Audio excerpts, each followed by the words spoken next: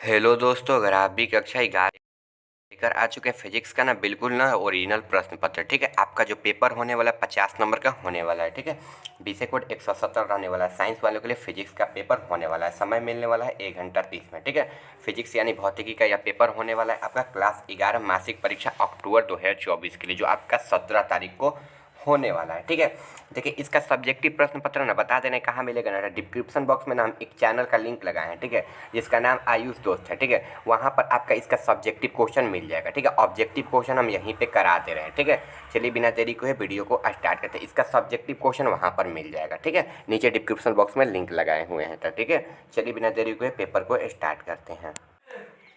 देखिए जो 1 number question है ना, वो आपका क्वेश्चन यहाँ से स्टार्ट है। ठीक है, इसका सब्जेक्टिव क्वेश्चन डिस्क्रिप्शन बॉक्स में लिंक दिए हैं। ठीक है, एक चैनल का वहाँ पर मिल जाएगा। ठीक है, वहाँ पर इसका मिल जाएगा। देखिए यहाँ पर क्वेश्चन है, यदि ए और बी बराबर 0 तो ए वेक्टर वी बराबर है, तो किसके बराबर है? तो इस शून्य के बराबर है।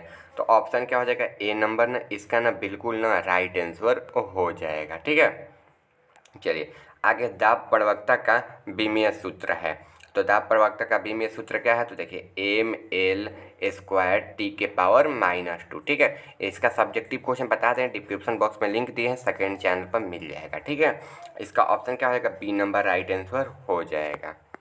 चलिए आगे है, देखिए इसका पूछा निम्नलिखित में से किस राशि के बीमा के बराबर होता है? तो किस राशि में बीमा के बराबर? तो शक्ति के बराबर होता है। ठीक है, यानी कि ऑप्शन क्या हो जाएगा? सी नंबर इसका आंसर हो जाएगा।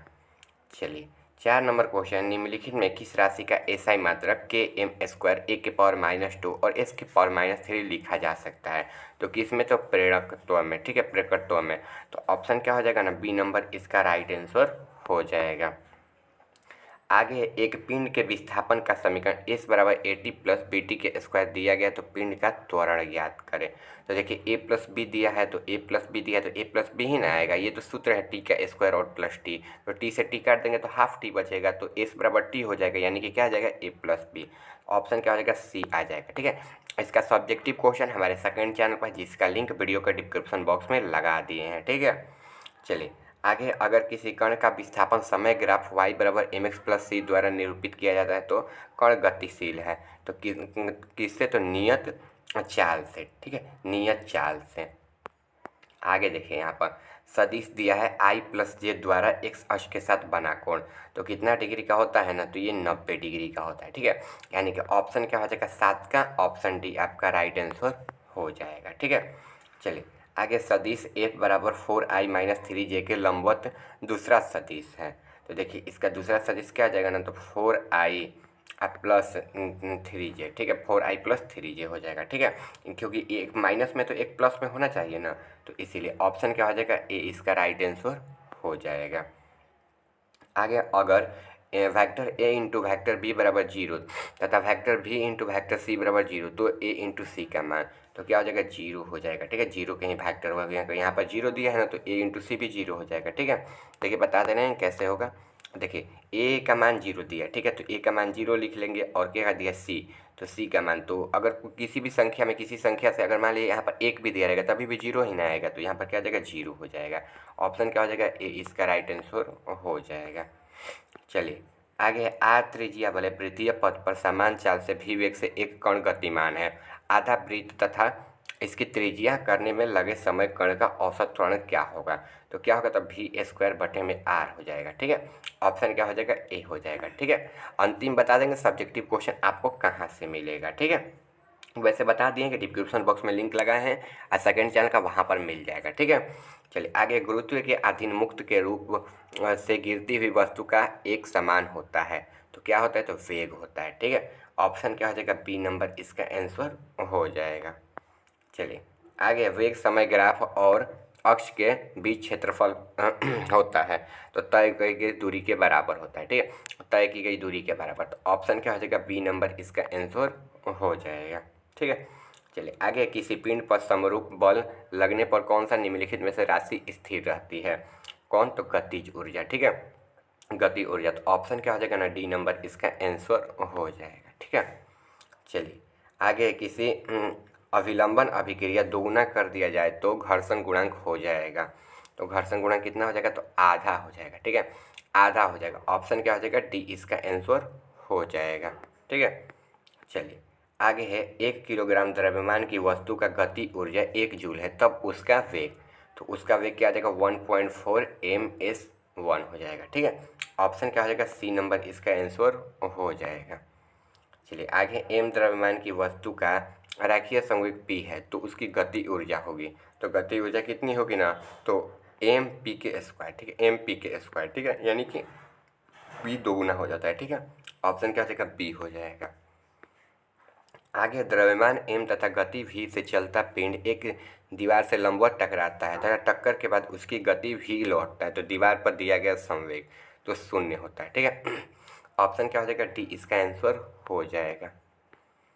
आगे है, समान ताप पर दो बॉल टकराते हैं तो संरक्षित भौतिक राशि है तो क्या हो जाएगा, गति ऊर्जा हो जाएगा। ठीक है, ऑप्शन क्या हो जाएगा, सी हो जाएगा। ठीक है, चलिए आगे है, 1 किलोग्राम द्रव्यमान की वस्तु गति ऊर्जा है 1 जूल है, तो उसका वेग क्या होगा, तो अभी तो बताएं 1.4, दोबारा एक क्वेश्चन आ गया ms के पावर -1। ठीक है, आपका 30 में 30 क्वेश्चन करेंगे, तो वीडियो में अंतिम तक बने रहिएगा। ठीक है, आगे है, एम द्रव्यमान की वस्तु का रेखीय संवेग p है, तो उसकी गति ऊर्जा होगी कितनी होगी, तो एम पी के स्क्वायर है। ठीक है, ऑप्शन क्या हो जाएगा, बी हो जाएगा।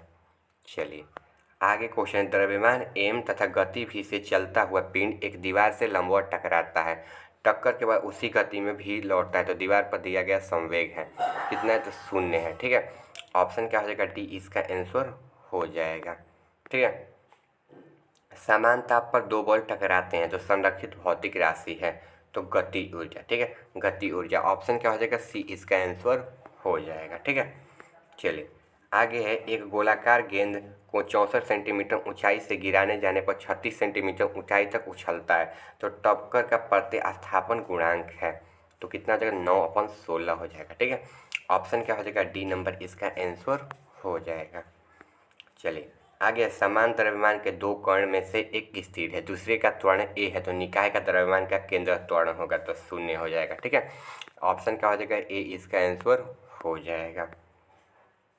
आगे है, एक कण एक्स अक्ष के समानांतर नियत वेग से चल रहा है, तो मूल बिंदु के सापेक्ष उस कण का कोणीय संवेग तो बढ़ता ही जाता है। ठीक है, बढ़ता ही जाता है। ऑप्शन क्या हो जाएगा, सी इसका आंसर हो जाएगा।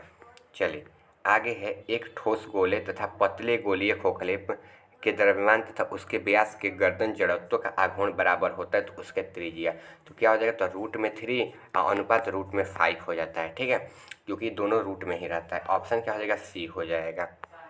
चलिए आगे, खोखले गोले के भीतर गुरुत्वीय विभव होता है, तो समरूप रहता है। ठीक है, समरूप रहता है। ऑप्शन क्या हो जाएगा, बी इसका आंसर हो जाएगा। चलिए आगे है, एक वलय का द्रव्यमान m तथा उसकी त्रिज्या r है, तो वलय के केंद्र से गुजरने एवं उसके तल के लंबवत अक्ष के परितः इसका जड़त्व आघूर्ण, तो 1/2 mr के स्क्वायर। ठीक है, ऑप्शन क्या हो जाएगा, ए इसका आंसर हो जाएगा। ठीक है, चलिए आगे, जब दूध को माथा जाता है तो मक्खन अलग होने का कारण है, तो क्या है, तो अपकेंद्र बल। ठीक है, अपकेंद्र बल होता है। ठीक है, ऑप्शन क्या हो जाएगा, सी हो जाएगा। कहीं कहीं गुरुत्वीय बल, घर्षण बल दिया जाता है, लेकिन इसका राइट आंसर क्या हो जाएगा, अपकेंद्र बल हो जाएगा। ठीक है, चलिए आगे, द्रव्यमान एम के एक पिंड घूर्णन अक्ष के परितः एक समान कोणीय वेग ओमेगा घूमता है, तो एक्स अक्ष के परितः इसका जड़त्व आघूर्ण आई है, तो कोणीय संवेग क्या होगा, 1/2 आई ओमेगा का स्क्वायर। ठीक है, ऑप्शन क्या हो जाएगा, ए इसका आंसर हो जाएगा। आगे, एक ठोस गोले के बाहर स्थित बिंदु P के गुरुत्वीय विभव V बराबर gmx है, जहाँ गुरुत्वीय नियतांक m गोले का द्रव्यमान इनमें x है, तो बिंदु P के गोले का केंद्र की दूरी हो जाएगा। ठीक है, सी हो जाएगा। अभी तक आप लोगों ने चैनल को सब्सक्राइब नहीं किया, चैनल को सब्सक्राइब करिए। इसका सब्जेक्टिव क्वेश्चन हम अपने सेकंड चैनल पर अपलोड किए हैं। ठीक है, जिसका लिंक आपको वीडियो के डिस्क्रिप्शन बॉक्स में मिल जाएगा। ठीक है, वहाँ से आप लोग क्लिक करके ना ज्वाइन हो जाएगा। वीडियो के डिस्क्रिप्शन बॉक्स में जाइएगा, वहाँ पर लिंक लगा होगा, वहाँ पर क्लिक कर दीजिएगा। ठीक है, किसी वस्तु का संवेग 20% बढ़ा दी जाती है तो उसकी गति ऊर्जा में वृद्धि होगी, तो 44%। ठीक है, कैसे 44%, तो मान लीजिए कि कोई वस्तु है, ठीक है, उसका पहले से ना कुछ तो वेग है, मान लीजिए पहले का 2% ही वेग है और 20% बढ़ा दी, तो 20 दूना का 40 हो गया और 2 दूना का 4 हो गया, तो 44% हो गया ना, यही क्वेश्चन बोल रहा है। ठीक है, चलिए 29 नंबर, एक ठोस गोला बिना फिसले क्षैतिज समतल पर लुढ़कता, कोणीय गति की ऊर्जा रेखीय गति की ऊर्जा का अनुपात होता है, तो कितना, तो देखिए ऊपर वाला क्या होता है ना, तो ऊपर वाला छोटा होता है और नीचे वाला बड़ा होता है। ठीक है, यानी कि आपका जो हर होता है ना, वो ना बड़ा होता है अंश से, तो 5/7 हो जाएगा। चलिए 30 नंबर है कि पृथ्वी की त्रिज्या आर दरम्यान एम है तो गुरुत्व जनित त्वरण जी और छोटा जी और बड़ा जी का अनुपात, तो r²/m। ठीक है, ऑप्शन क्या हो जाएगा, बी हो जाएगा। ठीक है, देखिए इसका जो सब्जेक्टिव क्वेश्चन है ना, वो आपका डिस्क्रिप्शन बॉक्स में एक लिंक लगा है। ठीक है, उस चैनल का नाम आयुष दोस्त है, वहाँ पर सर्च कर दीजिएगा तो आ जाएगा। अभी नया नया चैनल किए हैं, बनाए हैं, तो वहाँ पर जाकर उस पर सपोर्ट दिखा दीजिएगा। ठीक है, उसी पर सब्जेक्टिव क्वेश्चन अपलोड किए हैं इसका। ठीक है, मिलते हैं अगले वीडियो में। इस चैनल को भी सब्सक्राइब कर दीजिएगा, वो चैनल को भी सब्सक्राइब कर दीजिएगा। ठीक है।